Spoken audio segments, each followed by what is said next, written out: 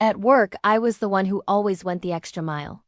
For years, my life was a blur of late nights fueled by endless coffee, and weekends sacrificed at the altar of my career.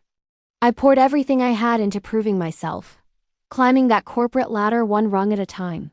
The next promotion, the one I had been explicitly promised, felt like it was finally within my grasp. It was the culmination of all my hard work. Then one morning, the news dropped like a ton of bricks. The promotion wasn't mine. It had been given to Ryan, the boss's nephew. No interview, no discussion about merit, just a casual announcement. It was a classic case of nepotism, a bitter pill to swallow.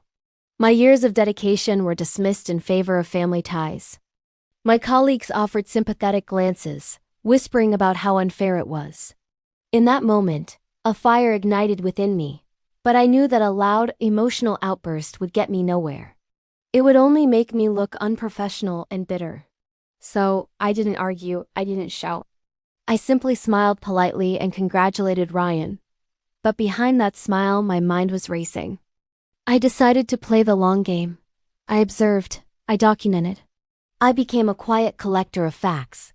My new project was Ryan himself, and I was determined to build an airtight case. Quietly, I started gathering proof of his incompetence. It wasn't hard. He was a walking, talking liability. There were the crucial client emails he missed, leading to frustrated customers and lost opportunities. I saved copies of those threads. Then came the messed up reports, filled with glaring errors and nonsensical data that I had to discreetly fix behind the scenes to save the team from embarrassment. I kept the original, flawed versions. And of course, the client complaints started rolling in, detailing his unprofessionalism and lack of knowledge. I made sure to log every single one. For 3 weeks, I was a ghost, silently compiling my evidence. My digital folder grew thicker with each passing day.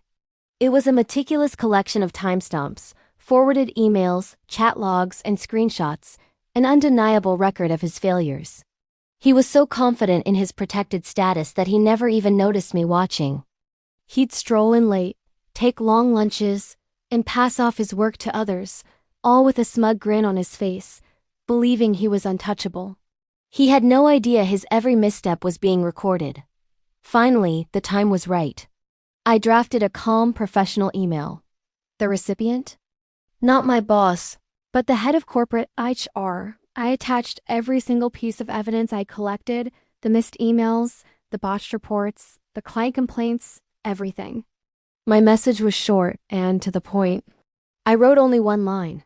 Please review this information before our next quarterly meeting. I hit send and a strange sense of calm washed over me. The ball was no longer in my court. The reaction was faster and more dramatic than I could have ever imagined. Just 2 days later, 2 representatives from HR arrived at our office, unannounced. Panic rippled through the department. They called an immediate meeting with my boss and Ryan. An audit was launched on the spot. As they went through the evidence I had provided, Ryan's smug face turned ghost white. The proof was irrefutable.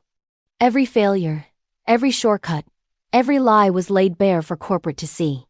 He tried to squirm his way out of it, of course. He attempted to blame his team, the system, anyone but himself. But I was prepared. When he claimed a team member had given him the wrong data, I had the chat logs ready, showing his exact instructions. When he insisted a client was just being difficult, I had the email chain proving he'd ignored their requests for weeks. Every excuse he made was immediately dismantled by cold, hard facts. There was no escape. He was fired on the spot and escorted out of the building. The silence that followed was deafening. Later that day, my boss, looking thoroughly humbled, called me into his office. He had no choice. Publicly, in front of the entire team, he offered me the promotion, the one I had earned all along. I didn't smile triumphantly. I didn't say, "I told you so." I just looked him in the eye and said, "Thank you for the opportunity." Because true justice doesn't need to shout. It doesn't need drama or theatrics. It just needs receipts. Thanks for listening to my story.